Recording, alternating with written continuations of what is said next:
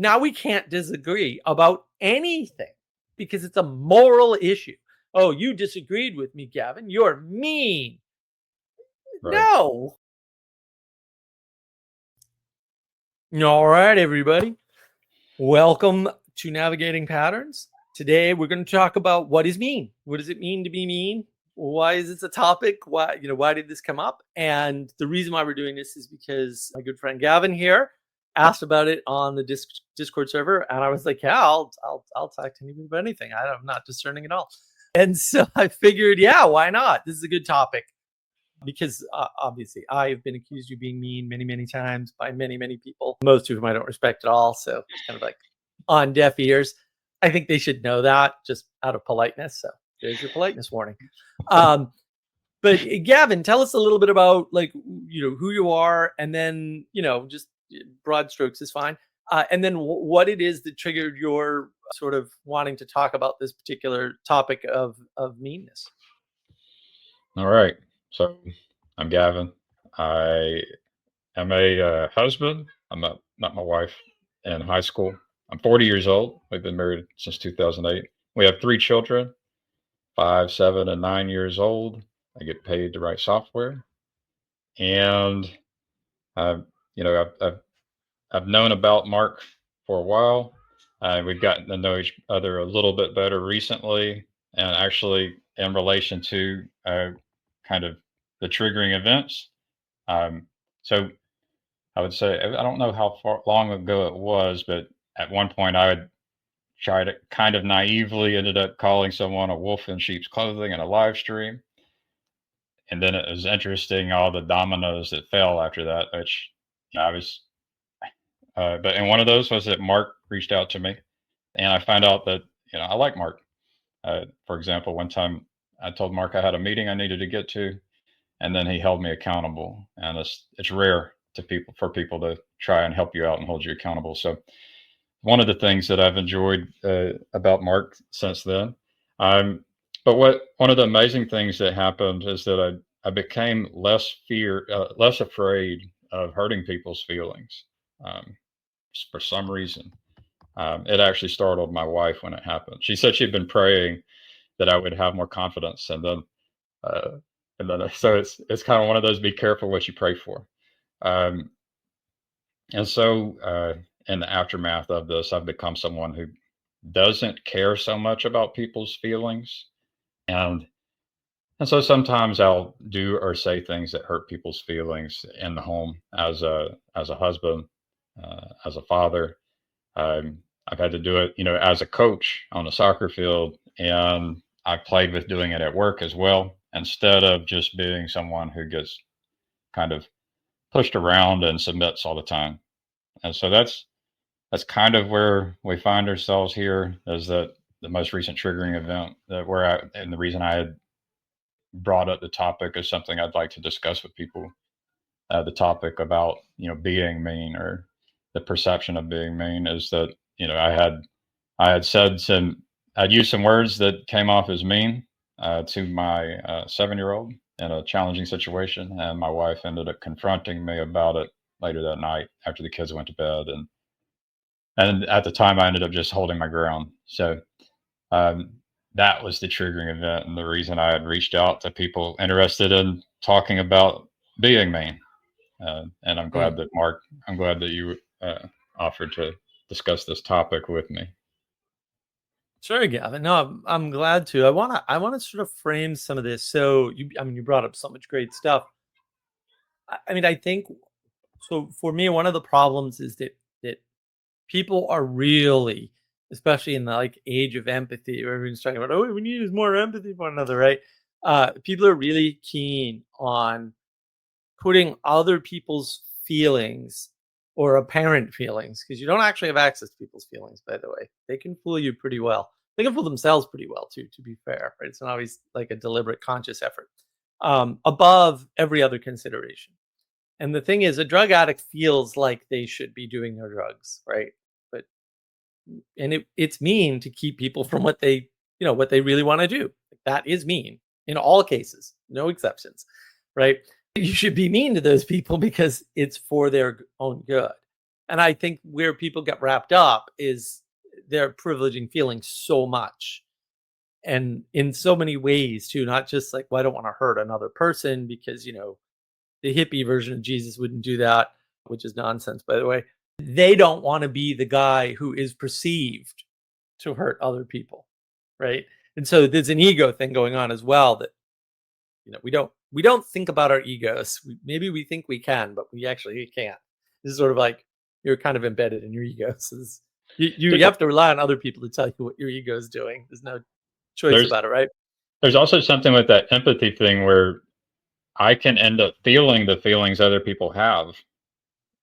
So I might actually not, I might not want to hurt their feelings because then I will feel it as well. I've Yeah, had that. or you think you will, right? Yeah, I mean, the empathy thing is really a series of tricks about what is possible and what isn't possible. I mean, maybe a mother can have empathy for a child under the age of like 5 because child's not fully developed, and an adult maybe can embody, we'll say, enough of the emotional components of a small adult that's possible. But when you're dealing with adults to adults, if you're saying you have empathy for me, you're saying you have all your emotions, all your thoughts, all your feelings, right? Everything plus mine. And I don't believe you. I'm never going to believe Well, that. I guess like if you started crying right now and it felt sincere to me, I might start crying too. That's the kind of thing. It's just weird. And I've heard it called mirror neurons. It's, if all of Right. a sudden you got Yep. someone just came and like cut your shoulder, I might go, oh, ow. So there's things like Right. that. You know, Right. Well, the transmission of emotion is an interesting phenomena that basically I don't hear many people really talking about, right? But that's part of mimicry and the mirror neurons for sure. That's the sort of neuroscience way of materialist way of talking about it. But yeah, I mean, we very much want to get along with people, and some people really want to get along with others at the cost of themselves, right? And women in particular, right, are accused of this quite often, probably rightly on average. They will, ignore their own health to make sure everybody else in the house is fed and all that nonsense. Oh, particularly when there's no need, right? There's right, no right, need, right? Occasionally it's like, look, you're sick, I'll make dinner, like, don't worry, I'll do the dishes. It's not right, it's not, but it's not an equal partnership either, right? It's when you're sick, I will take care of it, even though I'm probably terrible at it, but whatever. At least you're not worrying about it, you're worrying about getting well, right? So we have to do that for each other. And see, I think that's where the confusion is. Like, you have to account for the other person's feelings or apparent feelings because you don't have access to their real feelings. A lot of people will, and kids do this all the time. Kids will just start crying, right, to get attention, and it's like, yeah, but nothing happened to you. You're fine. Like, don't, right? And people forget, like, well, they're not children anymore. Are you sure? Because I know a lot of yeah, people who are 30 and still. yeah. I watched somebody. I think it was maybe 17 or 18-year-olds. I watched a 36-year-old have a temper tantrum in front of me. I I was mean, blown away. This I feel guy's the twice child my in age, I mean, right? I feel the child in me from day to day and time to time. So Right. it's like it's still with us to a degree, the child, right?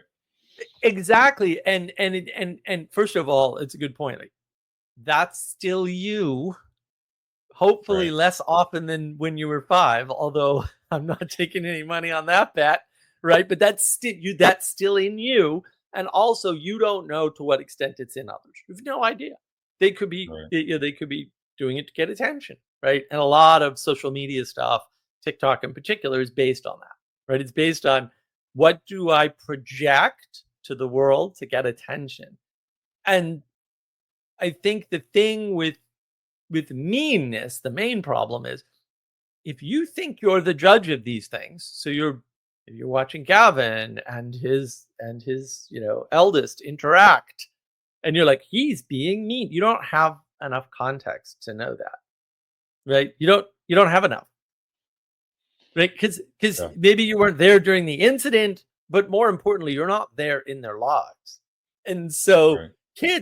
some kids are quite clever, but some kids are perfectly happy to cause an incident at home and then act out in public right, to get attention, and the parents like, no, we already went over this. Then nobody knows that. They weren't there, right? And then they see the reaction as an overreaction. Well, yeah, it's an overreaction to what you have witnessed. Is it an overreaction in reality? And the way this tends to play out, and I think with your, with your first case where, you called out the wolf in sheep's clothing problem. I call it the snake pit problem over there, but whatever. Same deal. I mean, both things are going on and they are different, but also a bunch of snakes in that pit. I've learned that people Right. don't like being called names. I mean, and that's actually what my wife had told me. She's like, you should.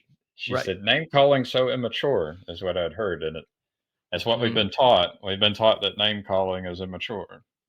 Yeah, but proper naming is important. And what they're actually whining about, that group in particular, always whines about proper naming. They like bad naming. They love it. They love to name things, in an optimistic way or whatever. And they have no problem with raising things up. They just don't like things that are, pulled down or called out for being low. Like that's really the pattern there, if you want to think of it that way. And I think the core issue at some point is that they and a lot of people do this, a lot of groups do this. These groups tend to make the confusion between the general and the specific, right? And so they'll say, "Oh, well, the fact that someone in this incident went after this specific person over this specific issue does not make them a wolf in sheep's clothing." And I'm like, "Yeah, but this is the 50th time they've done this." And after, after the first couple, you kind of get the idea that it's not a mistake, that it's not like an error that they've never been corrected on, and it's the correction of the error, by the way, that seems mean to people in some cases, right? This is a pattern that has played out over time. And so, yeah, you can't like meet somebody new and go, ha, they're a snake or they're a wolf in sheep's clothing. But you know what? After 6 months, you can kind of tell. But you have to keep score. And to your point, you can't keep score if you're misnaming things. If you're saying, oh, well, they just misspoke all the time, or oh, they didn't mean it. And I'm like, I'm a pragmatist. I don't care what you mean. I have Well, I think literally that no care, right? I care what you do because that's what impacts me. Right? okay. Yeah, I think that what ends up happening is we imagine we're playing this game of life and we have these rules. And so if you break these rules that you've kind of been given by your environment and your culture and your tradition, if you break them, then you might be like a wolf or a snake or some kind of a name. But the rules Right. themselves they end up being kind of arbitrary. Like sometimes they've been handed you've accepted a rule and you haven't necessarily thought about the rule itself, whether it's a good rule or Mhm. not. But Right. then we end up so like we have different understanding and definition of what the wolf or the snake is, depending on our Right. underlying worldview and the rules that we believe in, and the rules Right. we think everyone else should be following as well. Mhm. So, for example, you shouldn't call people names or you shouldn't hurt people's feelings. These are some rules that get taught to us. I think in public school they got taught. Different parents will teach them. And obviously I think it comes from a place where you can end up misnaming, right? And that would be bad. And you don't I mean, I guess hurting people's feelings could go into a kind of bullying. So Right. there's where this stuff does go wrong, but yeah, it's this maybe generalization versus the exception thing you're trying to point out. Well, and also, I mean, rules that you were given are arbitrary to you. That doesn't make them arbitrary. This is always the problem. Like rules are specific to, if you want to talk in Vervaeke terms, your arena, whatever arena you're in. That arena has rules. That's what an arena is. It's a set of rules, effectively, or it's a place for a set of rules. But it has constraints in and of itself. And I think that when you don't upgrade your, seventh grader, eighth grader understanding of, when it's appropriate to name something, right? Which is calling names. Yeah, you run into that problem. I mean, there might be lots of reasons why a teacher says, oh, it's not good to call people names. When I was growing up, like, it was made clear to me, like, even if that's true, you shouldn't say that in public, which is a totally different statement. Right now, it's not to say that the original rule wasn't don't call people names on a bunch of different situations that had nothing to do with one another, right? Like, no, you, but when you're a child, also, you tend to just blurt out names all over the place. And Right. like, Right. I got news for you, Gavin. I don't know if you know this. Children are stupid. Like that's they're not yet smart. Like you have to make them smart over time. And so the I've advice you been give to children and the advice you give to adults is slightly different. Yeah, I get your point. I get your point. I think people are confused about that. And some people who have never grown up give childish advice. Like they give advice not only as though they were children, but they give advice that is only appropriate for other children. And they don't necessarily realize they're doing that. So I don't want to say like they're malicious or anything, but they are stupid. So, because, we're all stupid about so many things. I mean, these things happen, but Well, the interesting thing to me is whenever there's a so if I try to name something, there could be a conversation about, well, what situation are we in, and what right. did you see, right? And then we can Yeah. disagree about, well, I wouldn't have used that name, but I can see your point. I can see why you Yeah. used the name. But a lot of times there can be this kind of being gripped by emotions, some emotions in which uh, we don't begin to ask, well, why did they call me that name, or why am I Right. being called that name? So, and I guess there's a that I was actually heard from someone that I had that when I was saying it's okay to be mean, and sometimes we need to be mean. I had Yep. heard that I was basically contradicting myself on what I had accused the wolf in sheep's clothing of doing.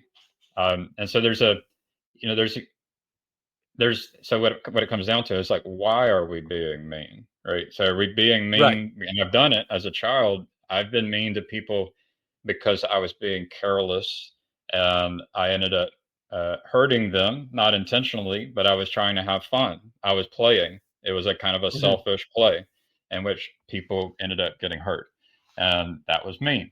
But as a father and a husband and a coach, employee, when I'm being mean, and if I do it well, it would hopefully result in some good for Yeah. everyone. Yep. There would be good fruit that comes out of it. So the idea that you just can't be mean is wrong. But then there's Yeah. also like, well, why were we being mean? It needs to be it's an important Right. topic. Right. Well, and that's the more the question of is it mean? Because Yeah, especially when raising children, you have to correct your children. right. And this is going to appear mean to them for sure, or unfair, or whatever, or contradictory. Like I would imagine, Gavin, that you eat cookies and sometimes you don't let your children eat cookies. Is that contradictory behavior? Because I got questions for people with that. Like, no, that's not contradictory. There's a hierarchy involved and there's a level of responsibility. If you give children access to the cookie jar, they will make themselves sick. I would say it is mean to give children access to the cookie jar. And other people will say it's mean for you to deny children access to the cookie jar. And I'm like, okay, one of us is stupid and it's not me. But see, that's the problem, is the problem of judgment. As I pointed out earlier, as a judge externally, you almost certainly don't have the information that you need to make a judgment of whether or not something is mean. So And even if you think you do, right, the problem becomes the following. Let's suppose it's mean now, somehow, but later on, maybe in 5 or 10 years, that incident is useful because it taught you a lesson that you didn't understand in the moment, which is why you it thought it was mean, it, or it why might other even people save your perceived life. it as mean. It might even save your life, right? It's Well, that's like it, sometimes right? you're That's the yeah, thing. That's the thing. I've seen parents grab kids who are going to run in the street, spank them. And right, other people have been like horrified. And I'm like, well, I don't know what else you think they should do, because I would imagine. And the problem is that you can always find an exception. And so if right. you're going to sit here, watch this video and find exceptions to my examples, you're a bad person. I'm just going to tell you flat out. There's an exception for everything. This So isn't an interesting trick. It's a trick a 4-year-old can do. Grow up. Okay, just if you every want mean, there it or there's the mean. Okay, so every for time you most accuse people, though, like I can see it in myself. It's like I've done all right, these things. Like I've yeah, you can. I like to That's the find the exception. skepticism. Yeah, That's the cynical skeptical. I have a video about that. That's a cynical skeptical, attitude that people right, have, and fair enough. But like that's you placing yourself as a judge over a bunch of other things, not just me, over a bunch of other things, and right, that can be why you perceive people as mean who are not mean, or perceive meanness as not being a plus. But for most people that spank their children for trying to go into the street, that's not the first, second, or third time the child's tried to do it. And all of their other attempts at correction have failed, right? Which is when you might want to spank your child. Sorry. And the puzzling thing to me is this is all over the psychological literature that if you don't spank your children, the outcomes are worse. I'm sorry. I'm sorry. Just all the data points in the same direction, right? There right. are a small number of parents who are just cruel. And there's a bunch of parents who aren't cruel, but they make mistakes because it turns out everybody seems to make mistakes somehow. Well, I don't on know. that Right. note, on that note, though, I know if I'm filled with an anger in which I'm not thinking, Yeah. I could do things. I can end up Right. spanking in that way when I shouldn't have spanked. You know, so it's Right. a Right. so it is something that you can get wrong. Yeah. And Absolutely. that's the problem is that it turns out, and are you sitting down, Gavin? We live in an imperfect world and we're imperfect people. And Oh so man, casting these vast judgments over tiny little incidents is almost always an error. And I think again, going back to the wolf in sheep's clothing, like that wasn't an incident. But you'll notice people try to isolate you down because people do this to me well, all the time. to Like be one fair, incident. And then they make that, they say, well, that's just, they find an excuse. They find a way to magic that one into. I'm like, dude, this is the sixth or seventh or eighth or ninth or 50th time this person's done this. This is not a mistake. It's not an error at that point.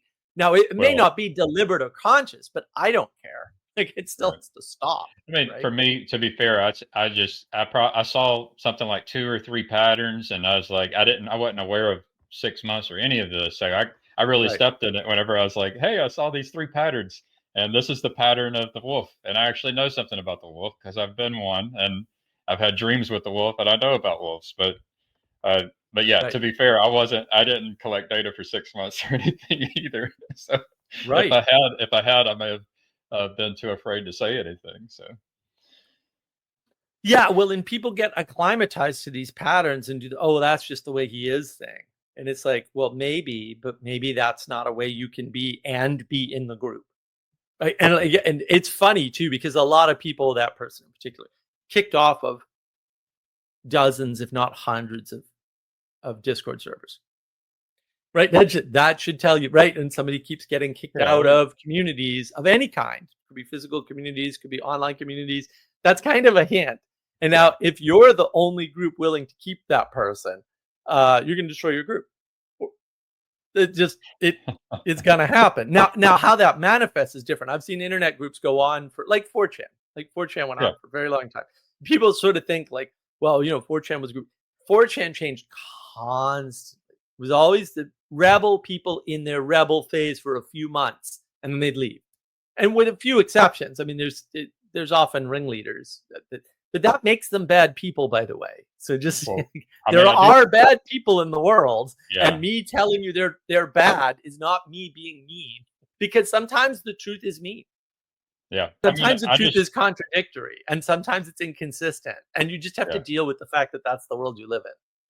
Well, I know that I've been mean while having fun, and so because I've been that, and I feel the temptation to do it. Like, for me, there's a fun thing that I can do where I'm just thinking about myself, Right. and so I'll notice it in others, and then it's like, but people, it is with 4chan, I guess, is a place where people who can be mean for fun, uh, kind of Right. environment, which isn't great for like a real community. Like if you wanted to have a Right. community that lasts for generations, uh, That's right. being mean for fun is just not going to be very eternal. So, but Exactly. Well, and I think that's where people get confused. They can look at the emergence of something and say, "See, this is good. It's novel. It's new. It's interesting. There's value here." And it's like, The fact that there's value in everything that emerges is not an interesting fact of the world.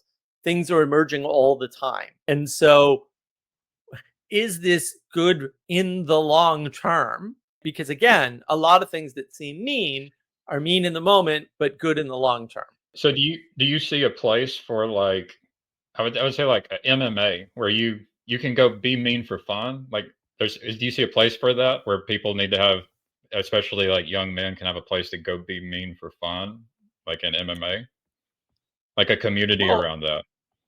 Gavin, I got news for you. I'm a lot older than you are, and when I grew up, and to some extent now, so I went on this 3-week road trip. So Sarah and I go on this 3-week road trip. We went and visited Sally Joe in South Dakota. We spent a week there. We stopped at a shrine in Wisconsin, Our Lady of Guadalupe in Wisconsin. Cool. And then we went to Pennsylvania and we visited my friend Castle Adams. He's been on some of my Friday live streams. Castle's a really interesting guy. Wonderful stuff, right? And then we went to Cape Cod in Massachusetts, where I have a timeshare. So we spent a week on Cape Cod. So Cool. we're on Cape Cod. My buddy, who tows cars for a living effectively, although it's not quite that simple, he's also a freaking genius.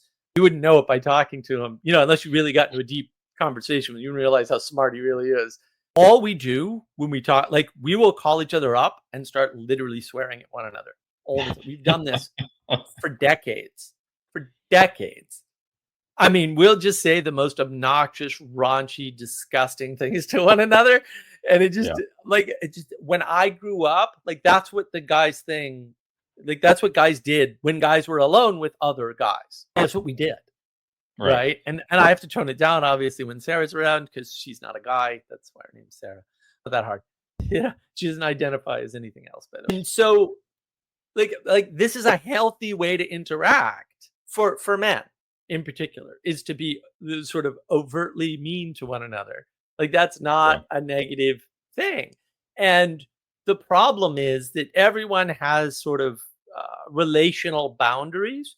So like you and I have gotten into some things in the past. Right. I'm still very upset about some of your live streams. Right. But like I'm not going to confront you with it ever at this point, right? Because whatever, it's water under the bridge. But finding the boundaries of that relationship where we can do this, where we can have a conversation about a topic that we'll say you care about, that also I'm familiar with, right? That took some back and forth harshness for sure. And, maybe you said some things that were mean and I said some things that were mean, like we'll say objectively mean, like anybody would see as mean, right? But like that, we had to go through that in order to get to here. Like it just is part of the process of life, is pushing boundaries. And Yeah. I think one of the problem with children in particular is children have to like developmentally push boundaries all the time because Right. they have to know where the boundaries are. So they're in constant explore mode. That's what children do. I mean, Peterson talks about this as play, and he's not wrong, but also there's different types of play, and one of them is exploratory play, where you're not trying to foster and grow a relationship. You're trying to discover the boundaries. And in discovering the boundaries, because this is where people get confused, you have to know the boundaries in order to have proper relationship, or really any relationship, but we'll just call it proper relationship for now. Because certain people in those little cults would say, aha, we have no boundaries, but we're related because we're all know each other or something. It's like, that's not a real Yeah. relation. In order to have proper relation, you have to know where you stand in the group and in the group with respect to the others in the group. And so, for example, Gavin, you're on my Discord server, but you don't, like I came from the Discord server. I was on the Right. Discord server this morning talking to Sally, talking to RJ, and talking to Alejandri, who's a friend of ours that we met on Discord who does animations. And that, like, you weren't there, which is fine. Right. You were busy doing work, and we're all lazy. None of us work, so different situation. So you're related to our group, but you're not an insider. You're also Right. not totally an outsider because you're on the server, right? And Right. you've popped in a couple times. And so that set of relationships, that proper relationship, is important to understand and realize. But you don't get that without pushing boundaries, without playing with the boundaries. And the way you know where the boundaries are is someone is mean to you and says, don't do that.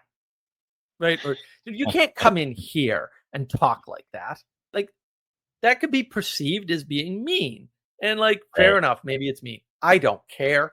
Like I'm just your Well, judgment of my meanness means nothing well, to something me. about meanness has to do with protection. I was thinking, Right. like earlier, you had said being mean to the child, but also if I'm protecting my child from a predator, just like a coyote or a wolf, I'm going to be mean to that wild dog. It's And to the child. The child wants to pet the wild dog. The wild dog's going to bite its arm off. The child doesn't know that. It's a child. right, Right. And so you're being mean all around. but you're also playing a role of a protector. Right. Right. Right, It's super important to be mean. right. Right. That's how people grow. That's how boundaries are understood by people pushing back. Yeah, Oh, right. I see. I think so. Like, you've got different people playing different games for different reasons with their different rules, and it's just yeah. You'll. I think ultimately we have to be able to. Yeah, we have to be able to just agree to disagree sometimes. It's Yeah, like exactly. it's like instead of trying to convert people, it's like no, this place has this rules, and if you don't respect them, you can't be here, Right. right? Exactly. That's Exactly. And that's what makes a place a place. And that's what makes a place safe. And that's what makes a place safe for certain people and not for others. And right. places shouldn't be safe for everybody because then they're not places anymore. No, they're not good places. It's a bit Right. chaotic and dangerous Right. without any Exactly. boundaries or rules. And yeah, and you're talking about boundaries and rules. I've learned it's good to have kind of boundaries and rules for ourselves too, with some self awareness, and then be able to when other people begin to kind of push you around, it's it, without an awareness of your own boundaries and rules, you can really just fall apart as an Right. individual. It's like so there's boundaries in the group dynamics, and there's also boundaries as for yourself and where you're at on your path. Right. Right, boundaries are super important, and we're treating them like, well, it's mean to place boundaries because then we're not all inclusive. And I'm like, if you're all inclusive, you're not a group. Like those two Right. things are mutually exclusive concepts. You have to pick one. Yeah. Basically, you can be all inclusive, in which case you can never have a group or a community or anything like that. You can have a bunch of random, changing, ever changing relationships, but that's not interesting. You can do that without anything. Like that's a default condition of the world, right? Or you can have a group, and groups are able to cohere and get things done. And groups can be upgraded into communities over time if you're careful and you have a structure. But you need the Right. boundaries before you can build the structure. And that by the way is all covered in my book, which is now here. So yeah, I will be figuring out how to sell these, get them out to people. But Cool. there it is. It's done.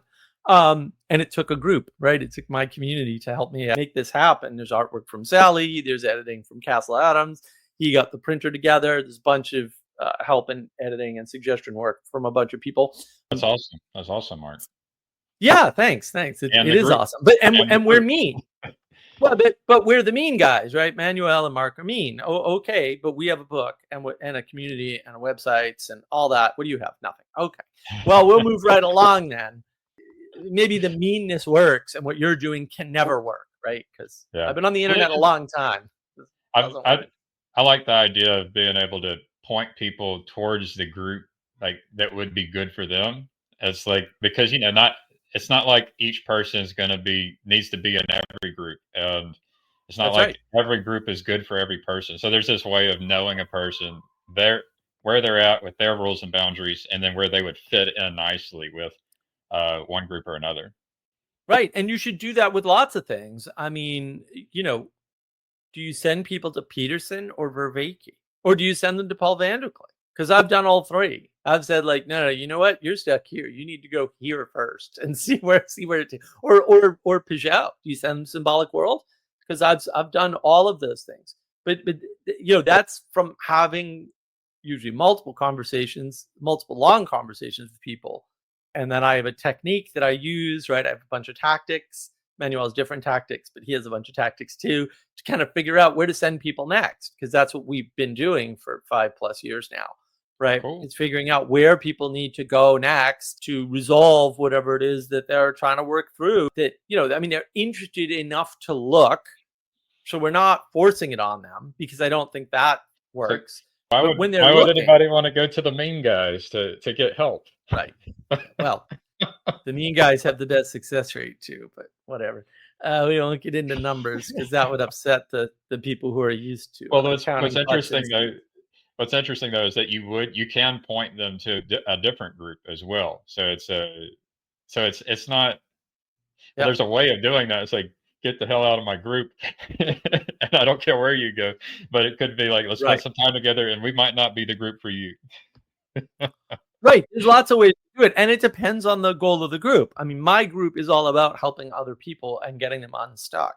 That's the explicit goal. I remember, when we first started, Manuel and I were taking notes. We got over 300 pages of notes. And, you know, it wasn't an explicit rule, but if someone came in while we were in the middle of working, which we were doing most of the time, we would drop what we were doing and talk to that person, because our primary goal was to help the people that showed up. Originally we were on the Awakening from the Meaning Crisis Discord server. That was our original goal. Like, that's what we were doing. We were there to help other people. And in so doing, obviously we helped ourselves. Like, that Yeah, also helped us, right? It's for Vicky and the science people call it reciprocal, right? It's like, but it's not. We had a primary goal and a primary container and a primary group. And then our goal was to help everybody that came in. Now, the fact that we were helped by it was not interesting or important to us. Yes, that happened. Lots of other things happened too, by the way, and we don't list them all because we're not pedantic, we're not idiotic about it, and we're not interested. We're interested in the primary goal first, and the things that happen as the result of doing it are different. And some of the things were bad. Like, we got kicked off the Awakening from Meaning Crisis Discord server.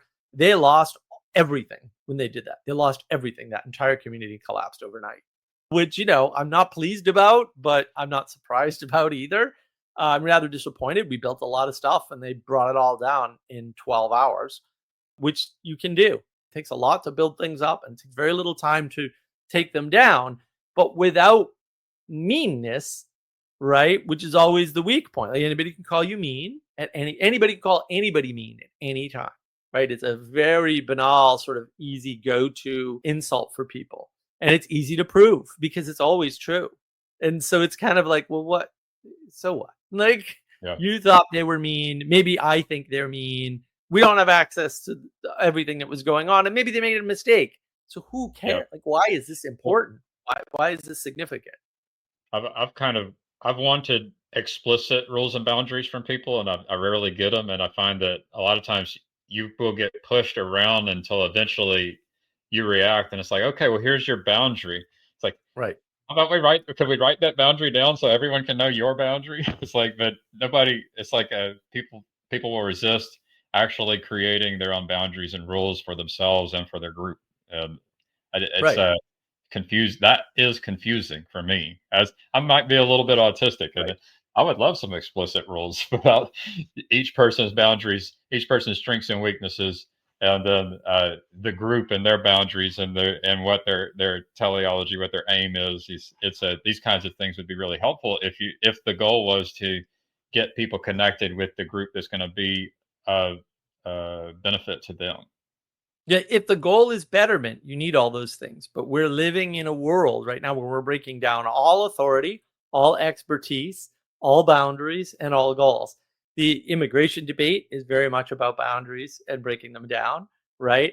Right. The debate about whether or not a man can be a woman is very much about boundaries and breaking them down and what are the rules. And, well, you have rules and we don't, and therefore we're better people. And Right. imposing rules is mean. I agree. Imposing rules is mean. Also, the world is mean. Get over it. Like, the world has rules. The world has boundaries. Reality exists and push back on you, right? And sure, Right. maybe you can make yourself into a woman for a little while, but eventually all that surgery and all the hormone replacement is going to catch up with you. And then you're going to have outsized penalties from that, right? And that happens at all scales in all ways. And people Yeah. don't realize the extent to which that has affected the world. We spent many decades sort of breaking down rules under the guise of them being arbitrary, when in fact they weren't arbitrary. They were arbitrary from your perspective because you're an idiot, And those rules were handed down over, in some cases, thousands of years, by the way. And so they're not arbitrary. The fact you don't understand something doesn't make it arbitrary. It makes you an idiot, right? And you broke down that rule, and now it's. I was talking last night on Father Eric's channel. There's this Monday night open mic thing at 7:30 Eastern time, and he was talking about all the pot in DC, because right now he's in DC in his canon law school, and I was telling the story like, yeah, I drove out of DC last time from visiting him with my top down and my convertible. I was doing 80 down the highway, and I could smell pot on the highway for miles. And I was like, how is this possible physically? That there's enough marijuana coming out of closed cars. I've got a convertible coming out of closed cars on a highway that you can smell it doing 80 miles an hour. That must be these people must be baked out of their heads. And it has to be a number of cars on the road, because I was not the slowest car on the road. I rarely am, right? And so, that boundary has been, broken or violated, and the experts have either been usurped or shut up, right? And now we have whole places where marijuana is everywhere, and that's not good for people, and it's not good. It's not good for any sort of single person, and it's not good for society in general, that the society's rules are you can do this without consequence now. And if nothing else, when there was consequence, whether it was enforced or not is actually irrelevant, as it turns out. It was less, and it was better because it was less.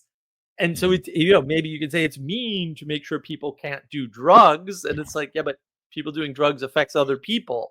Are you going to be mean to the single person or mean to the group because someone did drugs, freaked out, and killed a bunch of people? Because that's happened a lot, by the way, and people aren't really paying attention to that in the news. But that's actually happened a number of times since the drug legalization sort of march began.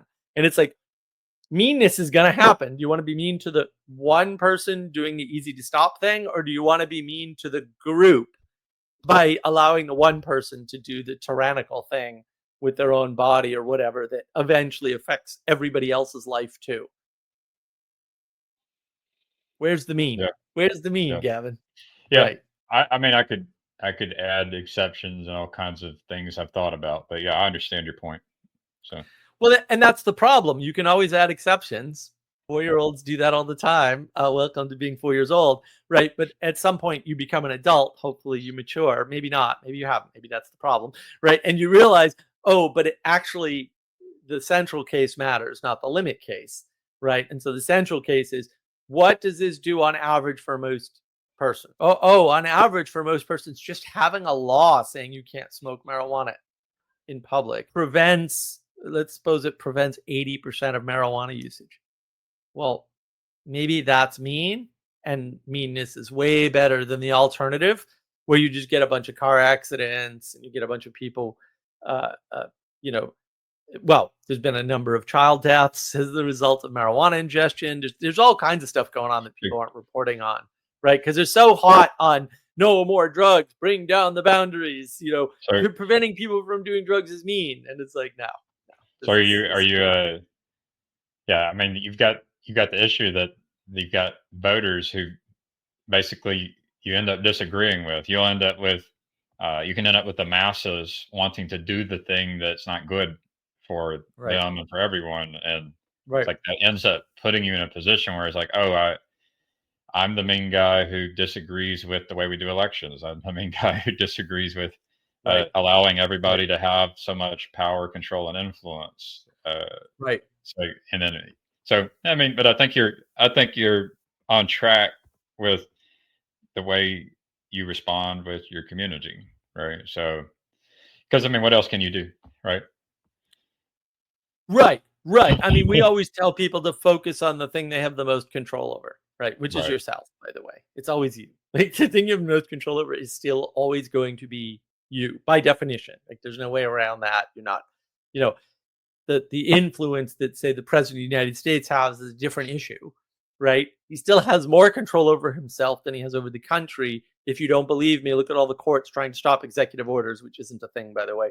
But and yet people are complying, which just cracks me up. I'd be like, oh, treason for you. But this is why I'm not in charge. But seeing disagreements as meanness, oh, you disagree with me, therefore you're mean, means that you just think you're superior, and therefore you're arrogant, by Well, the way, that you're a superior person with a superior position. And that's not necessarily true, right? That's why I don't think people are mean when they disagree with me. I think they just yeah. disagree with me, and that's fine. I've I don't even care. heard like I've even heard like I've tried to argue. I just want to sit on the fence, and I said no. You if you're sitting on the fence, you're wrong. You know, you can't even sit on the fence. You have to be on my side of the fence, right? So it's a Right, right.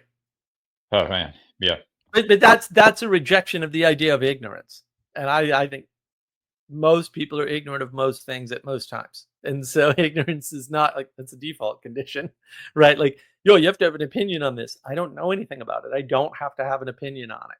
And that right, actually came up in the Jordan Peterson Jubilee video. I'm thinking about doing a breakdown of that, but man, that was painful to watch. Those people were dumb. Peterson did not do a great job. He did an okay job.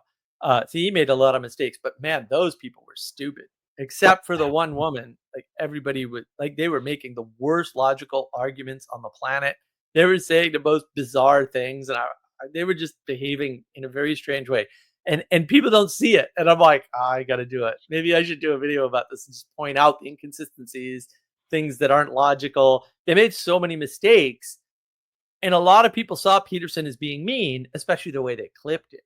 So that's the other thing. Like, right, like I right, kind of pointed to this from your perspective, and your perspective may be handed to you by a YouTube algorithm, by the way, right, because if you're engaging in YouTube, it definitely is.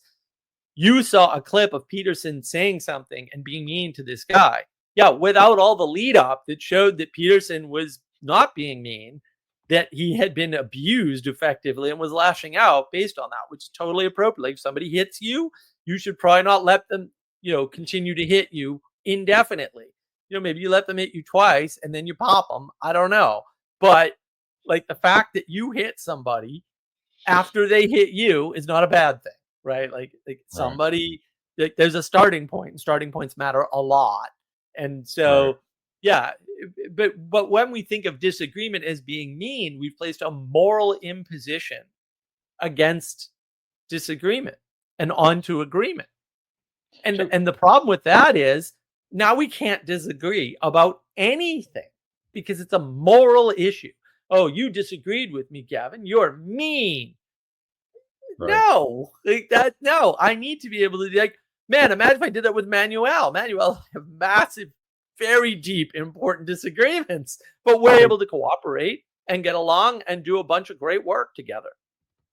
yeah, I'm wondering like at the dinner table with my family at Thanksgiving with an extended family, it's like how like when do you decide to be mean and then how do you do it and for the purpose of saying hey we need to be able to learn how to disagree with each other uh like how do you cultivate that within obviously within Yeah. yourself and then within Right. people around you like when do you do it Mhm. and when do you not do it Right. Well, and I think this is where people, and early on, obviously, we all have this problem when we're younger. Like we don't know how to be quote diplomatic.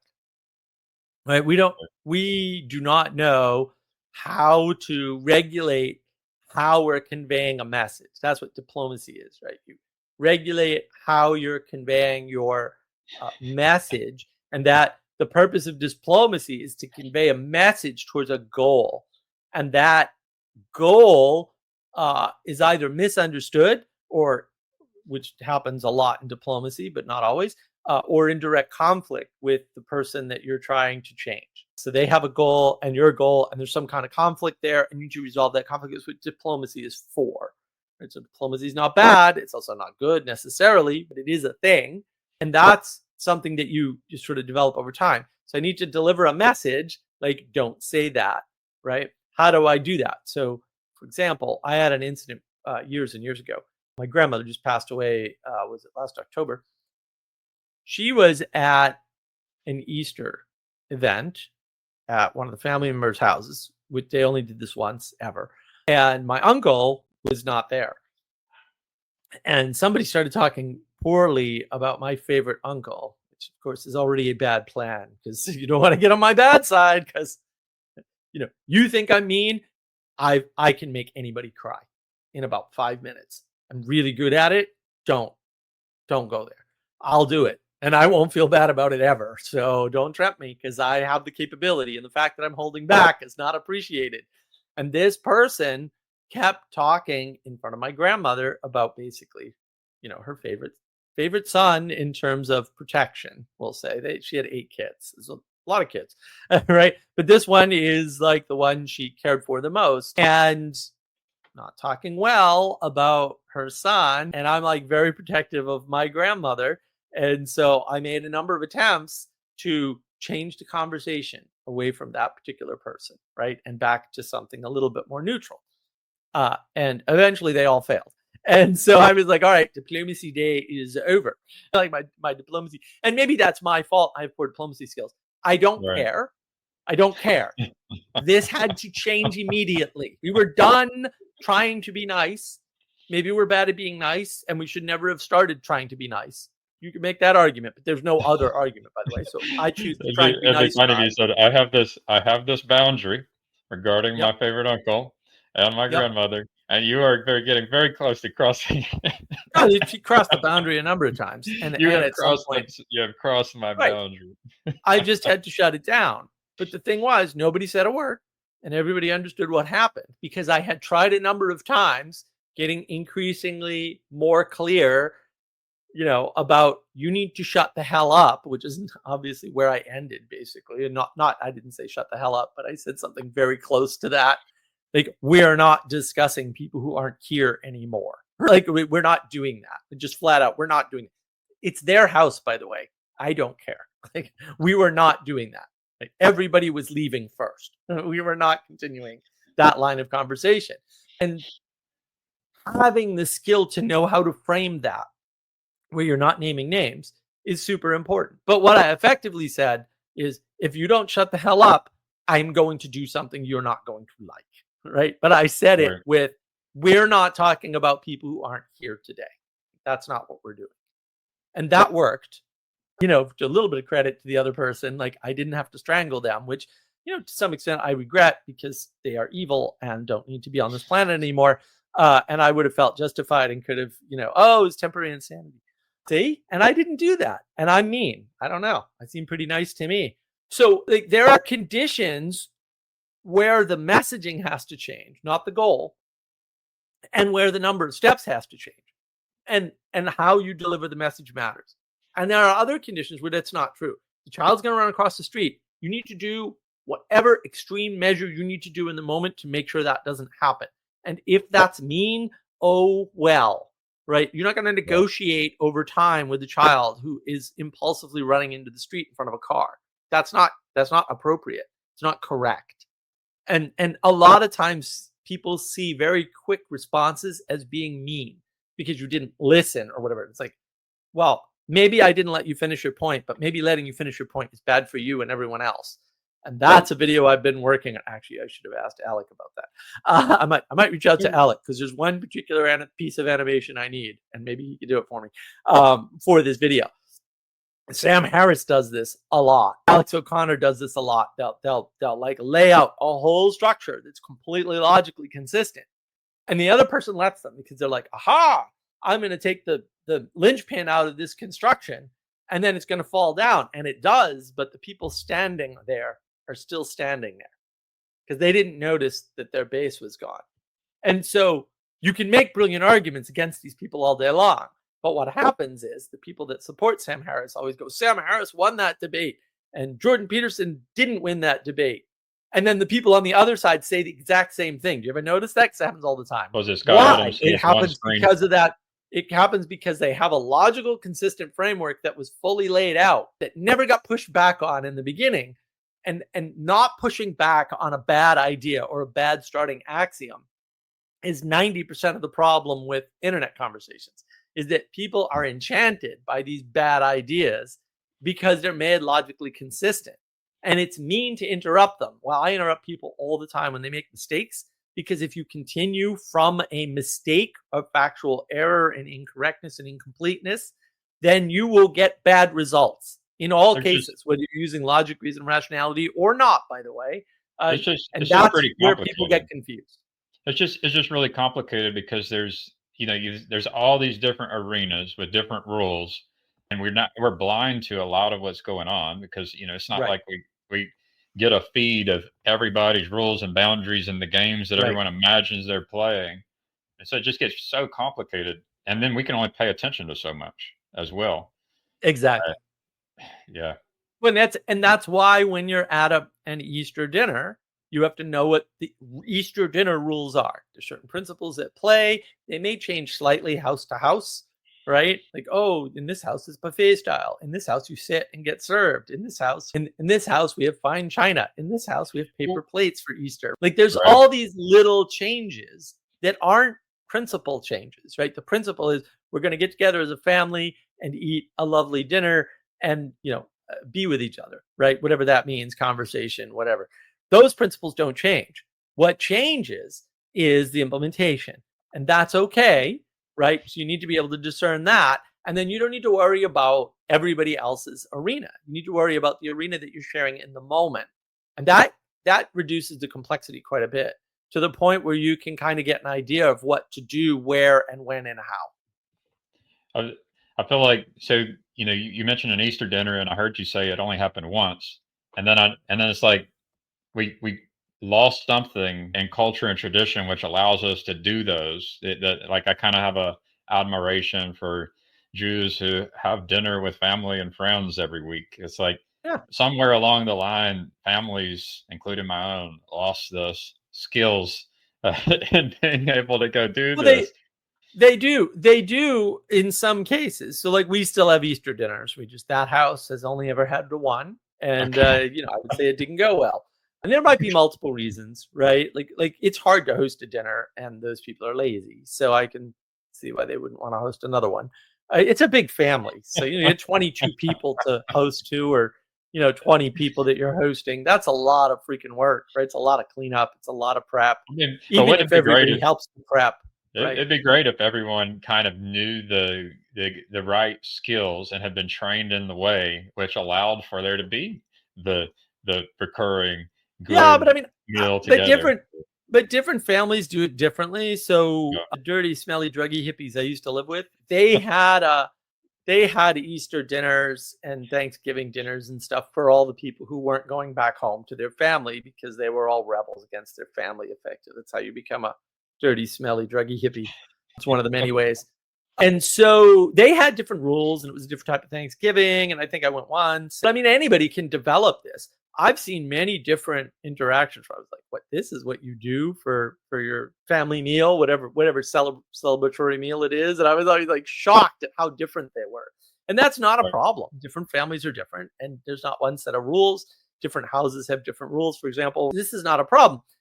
The issue becomes an issue when there isn't a clear set of boundaries and rules. So, for example, there was a market shift in my family when one of the more conservative, so my cousin is fairly Catholic, conservative family members was hosting, and then one of the, we'll say, much lesser conservative, highly liberal, psychopath Democrat.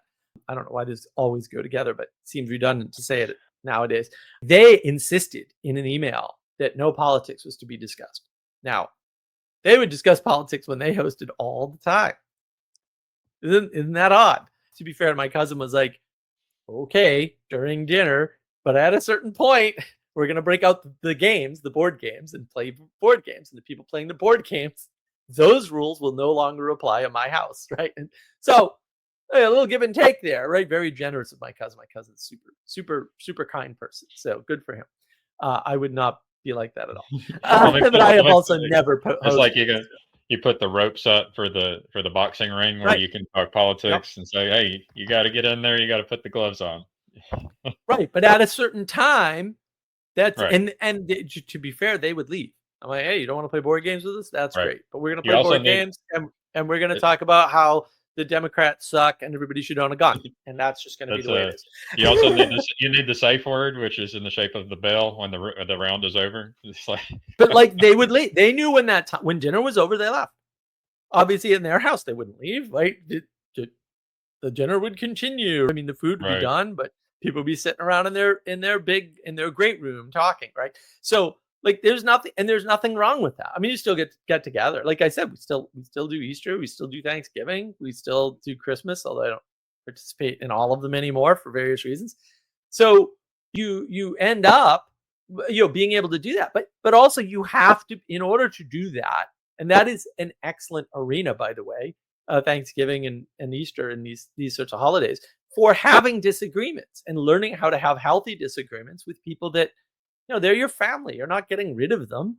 There are all kinds of families who aren't close, right? And that no family reunions, no coming together, Right. anything. So that kind of thing can happen. Like I've experienced it. So Right. it's But some yeah. families change, Gavin, and also some families disintegrate. So I knew somebody years ago, and he passed away, and I had met some of his friends, very wealthy people, by the way, very wealthy people.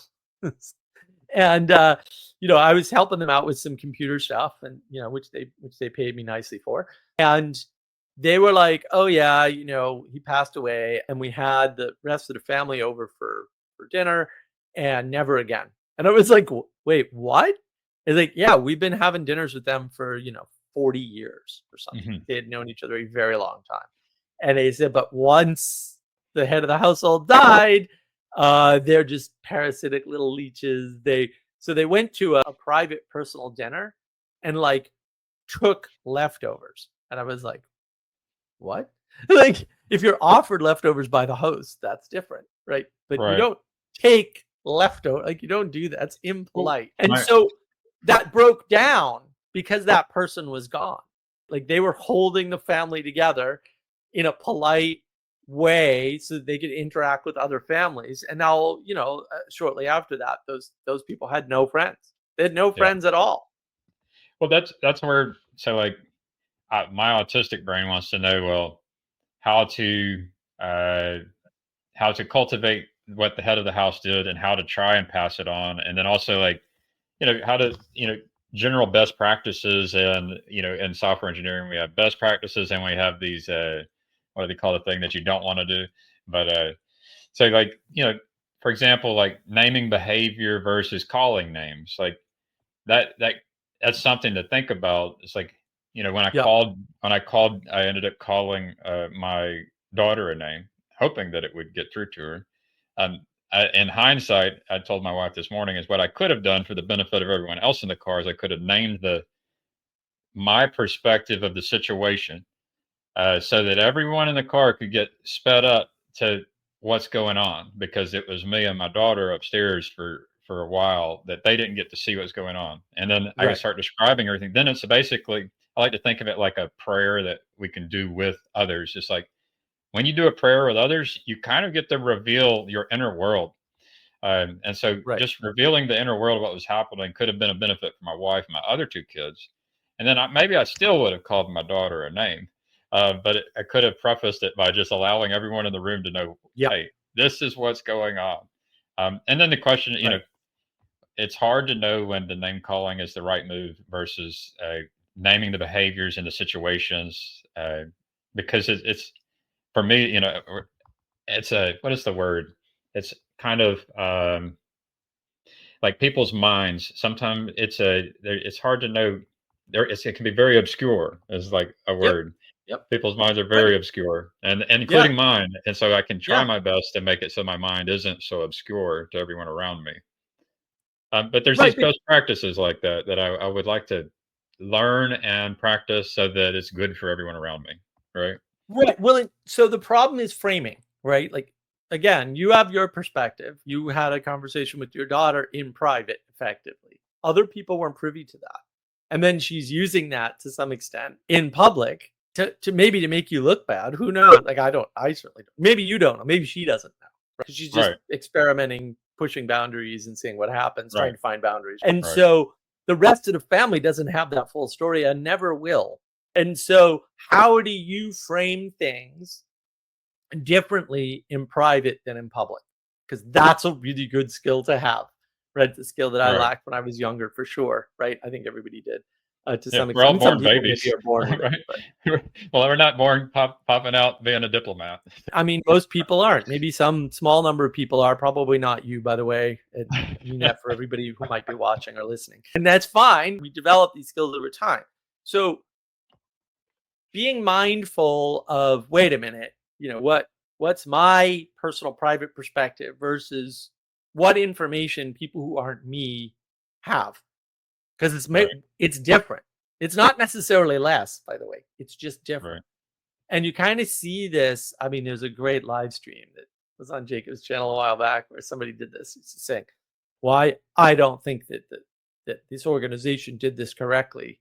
And Jacob's trying to explain, but the organization said they did exactly what you're talking about.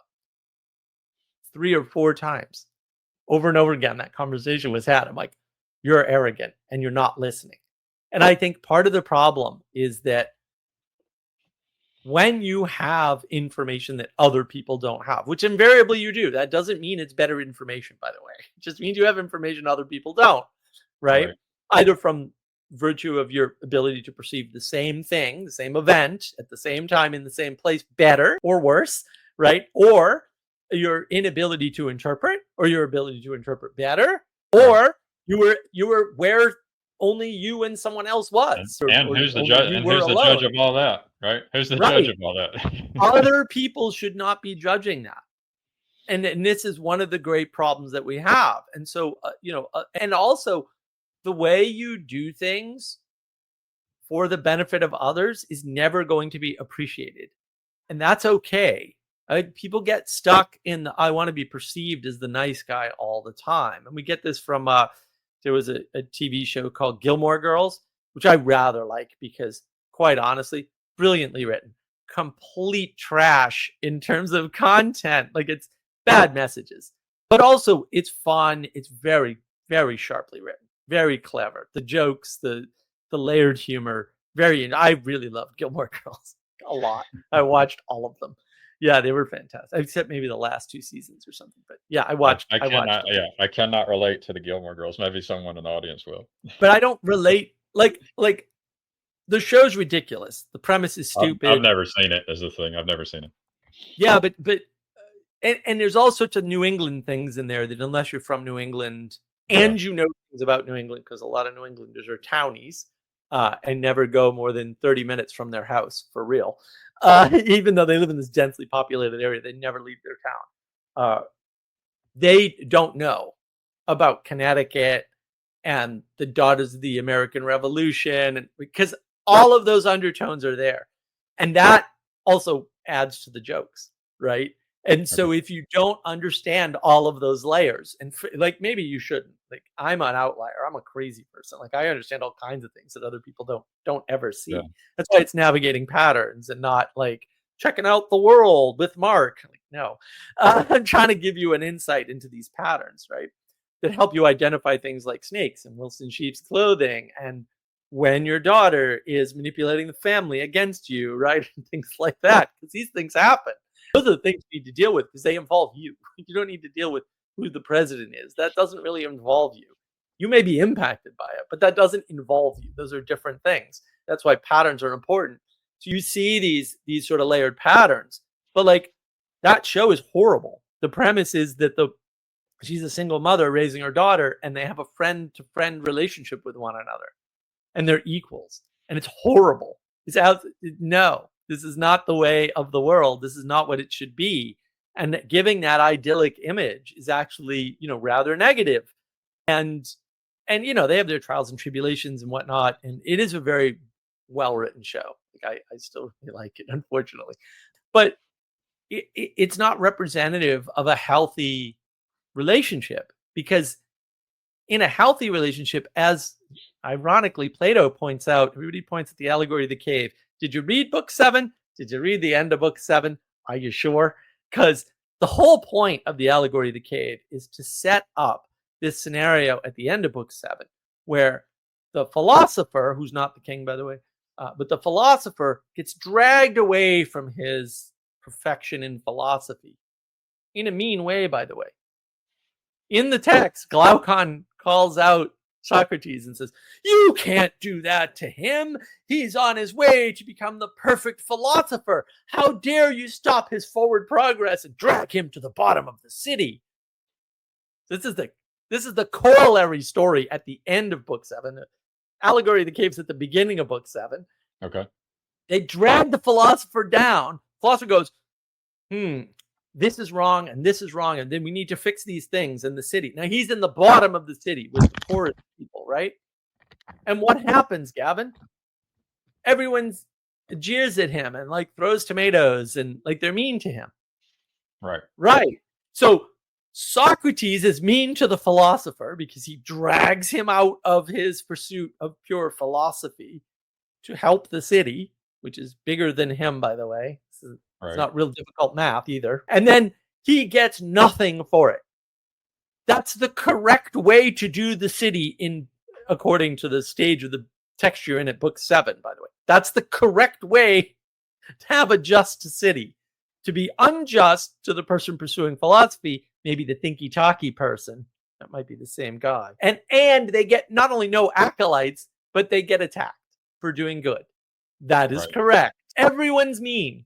Socrates is mean to the philosopher. The philosopher's mean because he's telling these poor people more, what to do with their own lives. And the poor people are mean to the philosopher because, how dare you, right? But changes are made and things improve. And nobody goes back to the philosopher and says, "Oh, we're sorry. We didn't mean to be mean." That doesn't happen. And so you have to know that as the head of the household, this isn't true if you're not the head of the household, by the way, and hopefully you're the male head of the household, because I don't think the opposite exists or an alternative exists, we'll say. You have to be willing to set the boundaries and be the bad guy. Like, sorry. And I think that the complaint that a lot of people have against myself and against Manuel is we're willing to be the bad guy and we'll take the hit. But that's the same as the guy who's trapped in the allegory of the cave and goes back down and tries to free his friends and they try to kill him. That's the same thing, by the way. You're welcome. Right? Sorry, you're trying to kill me. You're calling me mean. You're kicking me out of Discord servers and communities left, right, and center. And you're talking about the allegory of the cave. And like you are the guys trapped at the bottom. And I'm the guy who came in to try to help you. But whatever, man. I'm mean. I'm okay with that. See? But somebody has to set the boundaries and be willing to take on the burden. And be willing to sacrifice being the nice dad or the nice person or the nice friend in order to make the people around them better. And I have lost whole friendships over this. I've told this story before, Gavin, but maybe you'll find it helpful. So my uncle tells this story. My uncle used to be an alcoholic, and then he quit. Fortunately, when he was very young. So it was only a few years, thank goodness. But he had already quit. He'd only been sober for like a year or whatever. And his friend said, "Hey, listen, I'm going to drink. Here are my car keys." This is way back in the 60s or 70s or something. I don't know. It's a long time ago. Here's my car keys. Don't let me drive if I'm drunk. Friend gets smashed. Like, there's sometimes you're like, yeah, he's drunk, but he could probably handle a car. Maybe he shouldn't. He could. This guy was nowhere near that state. He was like, if you get in a car, you're not going to make it down the road before hitting 6 things. Like, you can barely walk, right? Like, you're in bad shape. So my uncle gets in this argument with him and says, "No, I'm not giving you the keys, man. It's not going to happen." And eventually the guy keeps pasturing him. And my uncle finally gets pissed off, starts yelling and swearing and says, "Fine, I don't effing care. Go kill yourself." Throws the keys like as far as he could, and he was a catcher in baseball, so he had an arm he could throw. Right? Just chucks the keys. Never is at another party again because he's not drinking anyway, right? So he never goes to another party again. Never sees the guy again because he's pissed. I think it was 10, 15 years later, runs into the guy, and the guy goes, "Hey, Al, long time no see. Listen, I really wanted to thank you. That night that you did that was the last night I drank."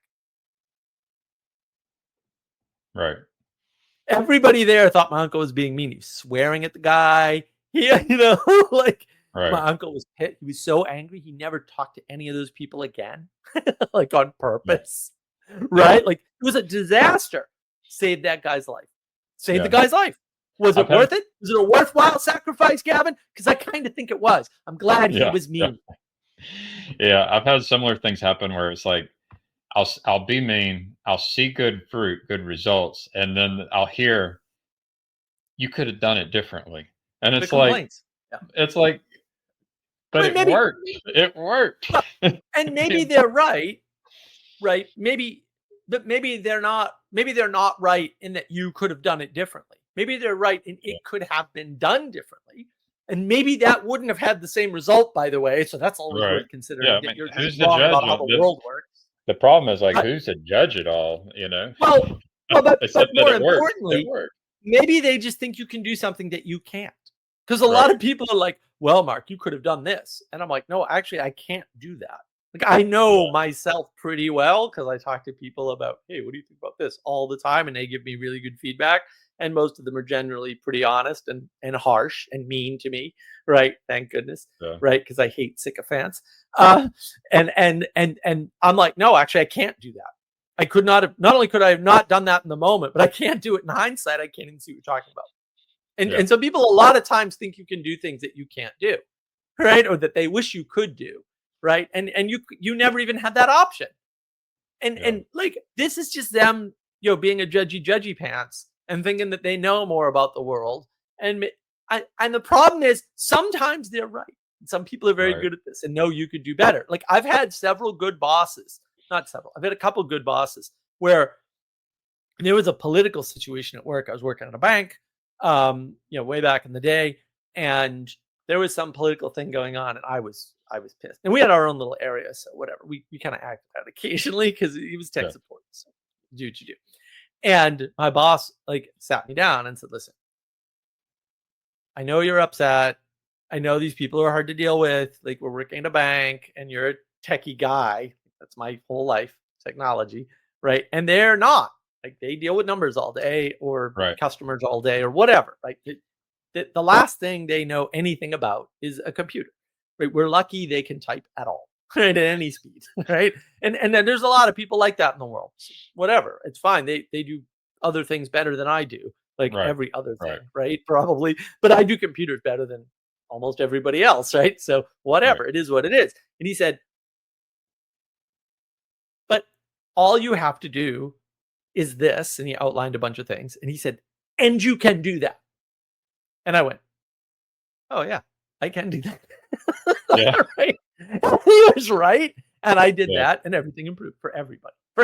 Yeah. Right. And that wasn't a matter of me being mean or anything. It was just a matter of me being impatient more than anything. Can you imagine that, Gavin, that I'm impatient now? Huh. Inconceivable. I've So, I've right. got So, I just want to so, mention a similar thing. I have a director, and I mm, love this director. I actually told him when we first hired him. I said the reason the guy before you got fired is because of this. I explained, and I'm part of the reason he's no longer here, and so that's how we started our relationship. But I get to go to him and tell him what I think and see with just mm, no asshole filter or anything. I just get to tell him, right. and then he gets to help guide me and be try to be an agent for change in the organization to use a Right. skill that I don't have. So it's Right. really Right. cool partnering with someone like that, who has a skill I don't have. But then he recognizes my skill, So Right. it's And cool it, partnering with people like that. it's that level of participation and cooperation, not opponent processing, because that's the opposite by definition of opponent, right? It's not that. It's right in the language, right in the word, right? It's that level of cooperation that makes things better, right? And you can't make things better without that level of cooperative participation. It's not possible. Cooperation, collaboration, communication. Yeah, Right. And then the question becomes who do you listen to when they're telling you you're being mean or when they're telling you you could do things differently, right? Because that's right, what it all boils down to. And sometimes that is arbitrary, or at least from your perspective. Lots of things are arbitrary from your perspective and not arbitrary in the world at all. Okay. Because you're a tiny part of the world. I hate to break it yeah, to you. Right. And so you have to, that's the discernment that you need. Who do I listen to? Who's a good boss and who's a bad right, boss? right, Right? Who's a who has, we'll say, authority over. So for example, I had a bunch of things that Castle gave us very, very kindly. And I went to Sarah and I said, Where are we hanging these up in the house? I'll do all the hammering and the hard work. You tell Yeah. me where, right? You point Og smash, right? Og bang things in the wall, right? Because I don't have authority over how the interior of the house looks. Right. Okay. If something happens to the roof, she's not going to tell me how to fix it, right? Right. Aside from lack of skill, although I'm sure she can figure it out. She's very smart, right? Right. That ain't going to happen, right? And it's not going to be her responsibility to do anything except if she notices, maybe she'll bring it up. But that's not even her responsibility.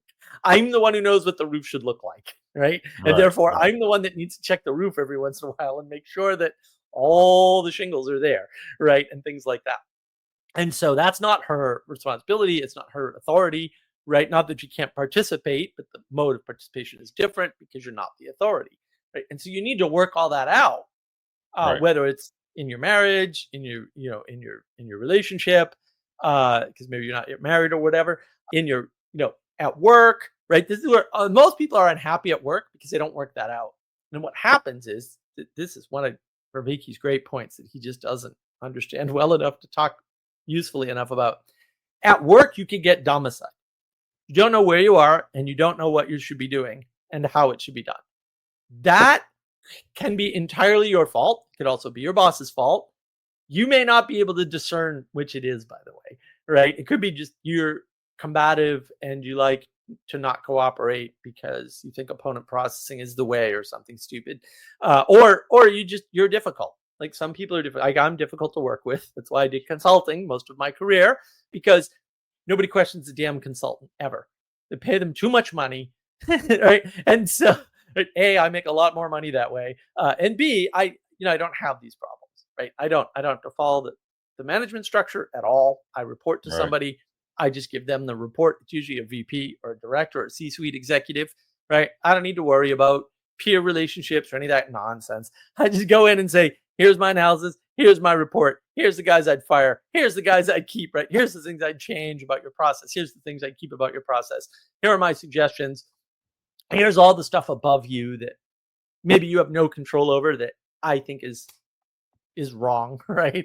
Like I Right. get to do all that. And there's no like the best part is there's no real pushback. I mean, not Right. that they don't go, oh, I think this is bullshit or whatever, but like there's no repercussions. It's like Right. you can not like it.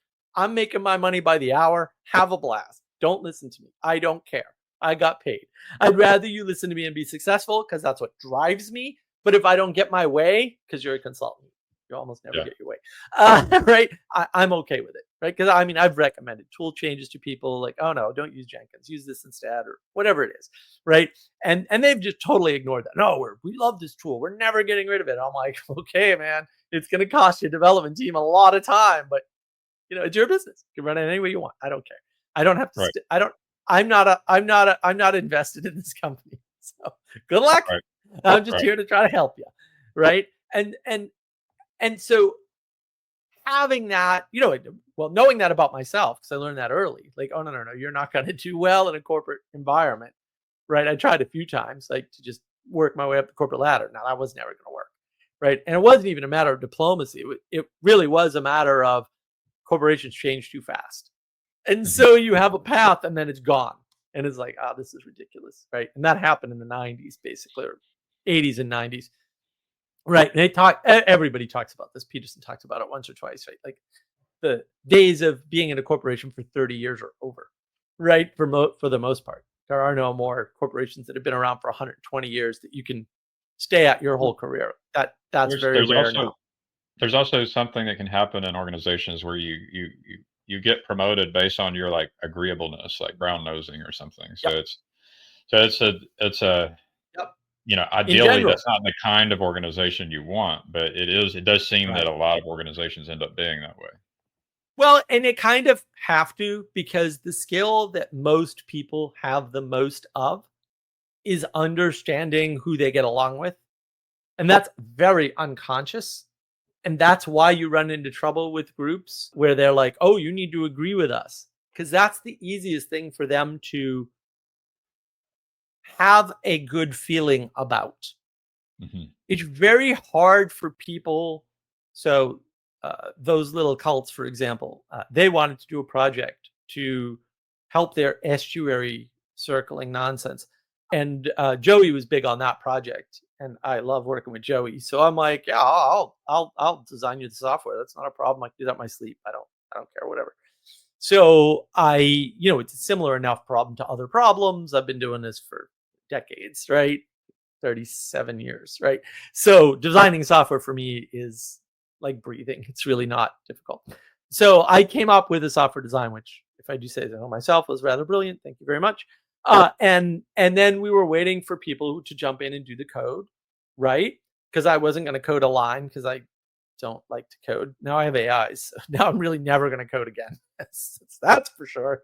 I got six new software projects because I have AIs do them all now, right? So because someone didn't like the design, which was a really good design, by the way, but they didn't have an alternative because they weren't a software engineer. They can design software. Their lives depended on it. That wasn't the only reason the project got scuttled, but that scuttled the project. And I was like, well, if you guys don't want nice things, you don't have to have nice things. And then they go, we don't know why we can't do it, because you want agreement and not product. Like, if you don't want things done, like if your primary goal, say you're the head of household, is not to make sure the family is safe, the family will go on a vacation and all jump off a cliff. They will. Like, that will I've seen it happen. Like, not that exact thing, obviously, but like, families will pick vacations that tear families apart. And they don't necessarily know that. And it's up to the head of the household to make sure that doesn't happen. Whether you abort the vacation in the middle or whether you veto the vacation from the beginning, even though everybody else wants to go to Disney World. But you're going to go to Disney World. It's going to be super expensive. It's going to be hot. Everyone's going to be miserable standing in lines. And you're going to do 3 rides a day. And no one's going to be happy, right? No. Take them to Dollywood. Dollywood has shorter lines, and it's a much nicer park. And it's in the mountains, so it might not be super hot. I've heard similar advice. So Dollywood, right? But I mean, you see how being mean to the family, to the group, like overriding the democracy, because we don't live in a democracy, we live in a democratic republic. This is a republic of the United States, not the democracy of the United States. It's super important. Like, Plato's book is called The Republic, not The Democracy. They tried that. It doesn't work.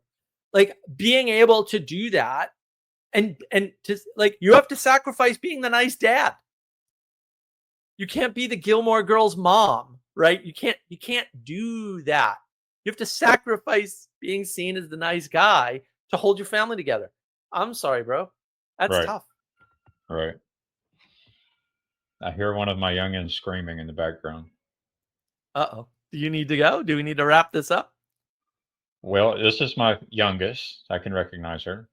And she is probably upset because she's not getting what she wants. And she has anger issues.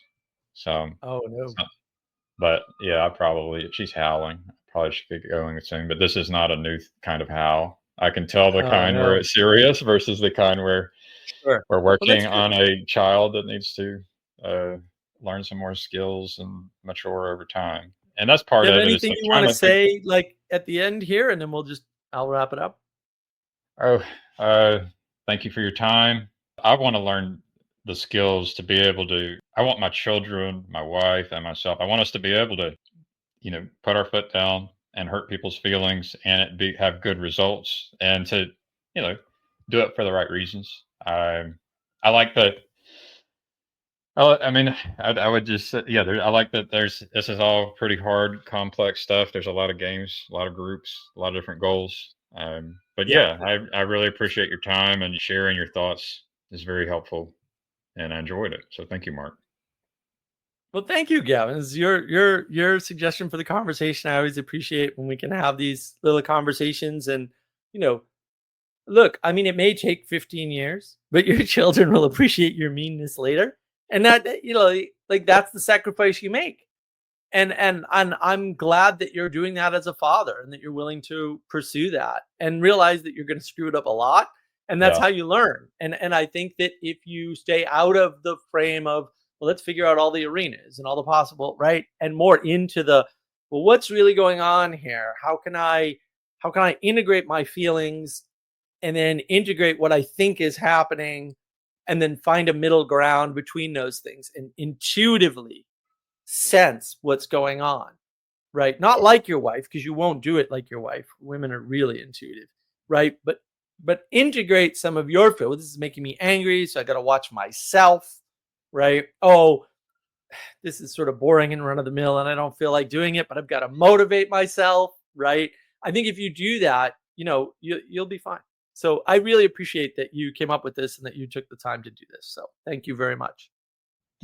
All right. I get to go deal with children now. Thank you, All Mark. right. Good All luck. right. Good luck. Thank Thank you you. very much. Bye bye. Bye. Well, thank you everybody for watching. I hope you found this helpful. I hope I was mean enough for you. And if not, I'll try to be meaner in the future. And maybe in 10 years, you'll appreciate it. I don't know. Uh, but look, the main problem with meanness is that who are you to judge? Things that may seem mean may be kind.